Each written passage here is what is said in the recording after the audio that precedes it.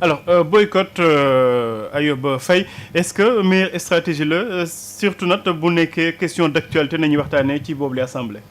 bon ni Georges wax la jàpp c'est pas la meilleure stratégie quand même bu fekkee yow yaay représenter opposition parce que y a un pouvoir exécutif qui est là buy exécuter ses politiques et l'Assemblée nationale qui est là aussi pour contrôler les actions du gouvernement donc Assemblée nationale moom dañ ko xaaj ay pàcc mu am benn côté boo xamante ni majorité bi lañ bokk bu am benn côté boo xam ne opposition bi lañ bokk mais bu fekkee pàcc bi nga xamante ni ci opposition bi lañ bokk dañ bëgg a bàyyi ñi nga xamante ni ñooy waa la majorité ñu doxal le contrôle de l'action publique du gouvernement mën naa bañ a am contradiction comme niñ koy waxee donc askan bi nag je pense que faluñu leen pour que ñu bàyyi gouvernement bi muy doxal nu mu ko neexee yow bu ñu la falee député comme ton rôle est de contrôler l'action du gouvernement te question d'actualité yi nga xamante ni dañ koy poser gouvernement bi c'est des moments yoo xamante ni tey jii en tant que député de l'opposition mun ngaa taxaw jàkkaarloog le gouvernement son chef le premier ministre c'est différents ministres nga laaj leen ay questions challenge leen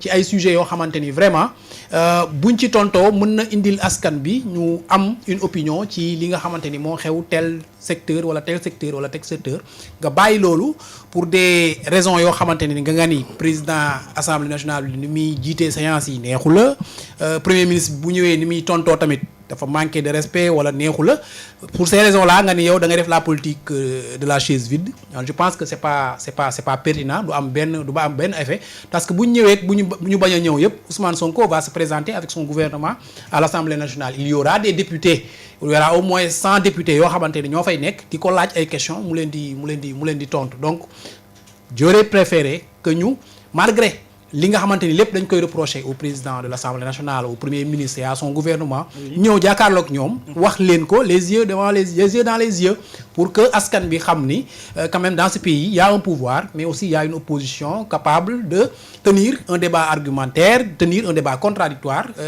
dans ce lieu-là par excellence comme ni ko Awa Dia doon waxee léegi du débat démocratique.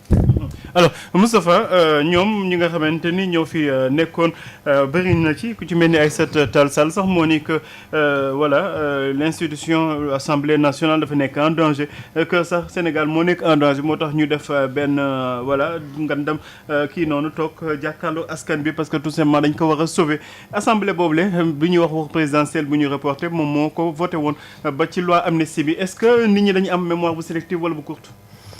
man de dinaay dégg ñu naan le Sénégal est en danger l'Assemblée est en danger ci crise politique lañ nekk en réalité ñi koy wax ñoo ne ci crise ñi koy wax ñoo ne ci danger mais Sénégal man gisuma xawma ni ko lu fi changer quoi c'est-à-dire que on a des institutions qui fonctionnent normalement comme ni mu doon fonctionner avant les Sénégalais vaquent tranquillement à leurs occupations di déglu rajo yi di seetaan assemblée xam li fay xew man je vois pas où est le problème maintenant man awma benn problème ci acteur politique ak stratégie bi nga xam ne moom la teg ne moom lay xeexe parce que dama jàpp ni lii lépp politique la des députés de l'Assemblée mën nañoo xëy suba ne ñun au boycott dañuy toog suñu kër mais problème bi ma am mooy quel est l'argument bi nga teg ci taabal ci pour expliquer cette décision tey su fekkoon comme li Awa Diop Ndiaye wax tey dañu teg ay arguments yoo xam ne su ma ko xoolee ba xool ko dama même ma d'accordul ak ñoom dama naan ñii de liñ fi posé kët dara jëmul ci ñoom njariñu askan wi rek ñoo ko posé su boobaa on peut débattre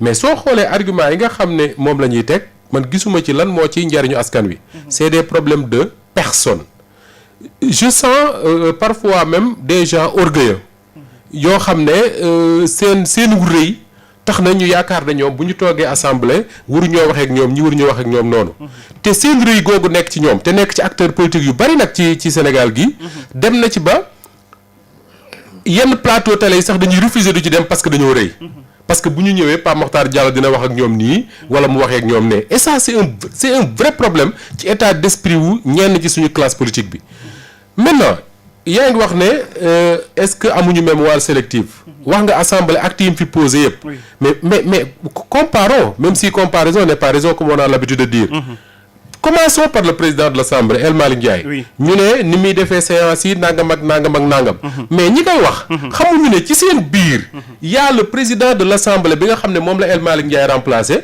moo njëkk a woo gendarme yi dugal leen ci biir hémicycle bi ne leen jël leen député yi nga xam ne maa ngi ñoom dong nga yem ngeen génne leen ci biti te kooku mi ngi seen biir. dañuy fàttali ne c'est le même président de l'Assemblée les vidéos mi ngi fii ba léegi. mu naan muy wax ak les députés de l'opposition d'ailleurs d'alors ñoom Guy Marius Sagna ak yooyu naan leen da ngeen réew xaw ma nu mu ko waxee woon. voilà mooy ñoom ñëpp bi ñu taxawee ci micro bi di ko xëccoo rek. ay kàddoom ba léegi boo duggee ci nag da nga koy gis tu peux chercher ça. on me dit le premier ministre ni muy waxee ak ñoom nangam ak nangam. mais premier ministre bi ñuy waxal il s'appelle Ousmane Sonko.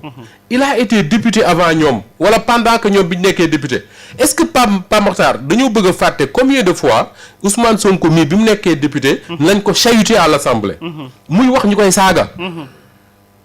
ngay dégg yow da ngay seetaan télé dégg ñu koy yónnee ay saaga. il est resté là-bas te il était seul pourtant. ce même premier ministre là di dem assemblée di leen fa fekk mais agressé nañ ko biir assemblée sama mbokk bi dëkk Louga la Mbéri Sylla du moo fi agressé woon Ousmane Sonko biir assemblée nationale. waaw borom Marakis boobu ñoom ñii di wax ñëpp ils étaient là. non xeex boobu neexoon na dama déggoon ay député benn député bu doon conseiller Mbéri Sylla la journaliste taal ko micro ne quoi yow bi mu fekkee mu ne waaye Sonko fu mu nekk ne yaram baa ngi métti parce que kii hypercute bu mu ko dóor kooku du si jóg taay de. mais yooyu yëpp fi la ñu fekk man su ma déggee ñuy wax dama naan mais ñi est-ce que yaakaaruñ ne les Sénégalais. dañ doon nelaw quoi en fait dañ doon nelaw jékki-jékki rek yow xamuñu lu xewoon démb li ak bërki dem mais ça ce qui s'est passé à l'Assemblée comme ce qui s'est passé dans ce pays sous Macky Sall je le dis souvent ça ne date pas du siècle dernier du 50 ans du 30 ans bërki démb la Marakisu Mbéri ba bu weex la woon defe naa. fàtte wuñ ko. moom moo doon sol sabadoor ba de. bu ci nekk mën ngaa wax ne ka ko defoon lii la soloon lii la ko waxee woon nangam ak nangam. exactement tey jii woo. copain Maître Waar la woon de Maître Waar moo taxawoon kay ne Sonko fu mu nekk nii. yaram baa ngi hyper bi ay dóor mi yaram waa ngi métti. oui léegi ce que El Malick Ndiaye fait là man defe naa ne El Malick defagul asakay li fi Mame Diop def. defagul asakay li fi kii def nu mu tudd Moustapha Niasse. Moustapha fi la doon nekk naa député yi taisez-vous. mais quand même. Mame Diop moom gaawoon na ci suspendre la séance wala bu leen ma fontoo. loolu laa doon wër bu leen ma fontoo. bu leen ma fontoo ah. ndey si biir hémicycle bi la am. oui mais yooyu El Malick àggagul foofu. et je pense que El Malick yaram sax du ko may muy àgg ci loolu. mais il faut arrêter quoi c'est-à-dire que. non mais keroog li gën a kii paa boobu doon nekk di de ko ne mu ne ko papa ni ngay wax nii rafetul. tey say doom suñu déggee ñu lay tontu xam nga kooku sermoné ko. dëgg la ci yar ak teggin. ñu continuer la seen paa bi looloo ko yedd mu toog jàpp ñàmburam. kon kooku boo. je sais pas li ma gën a déranger nag. li ma gën a déranger Pape. man xam naa daal acteur politique yi man daal jeex na. man mënuma comprendre. ci benn taabal. man j'ai l'impression que des gens comme Anta Babacar Ngom amuñ ñu leen di conseiller. ci benn table ñoom mënuñu fa toog. ak des gens qui ont gouverné le Sénégal pendant 12 ans. Thierno Alassane Sall ne peut pas partager la même table que ay Abdou Karim Sall. ay Abdou Mbow extra. non c'est pas possible. politique nag mën na lu ne. les gens les alliances se font et se défont mais mbir yi dafa yàggul. ce qui s'est passé dans man de su ma doon acteur politique. am na ñoo xam ne même bu ñu bokkee combat bi ñuy xeex dama naa leen xeex leen seen côté ma xeex sama côté mais mënuñu partager.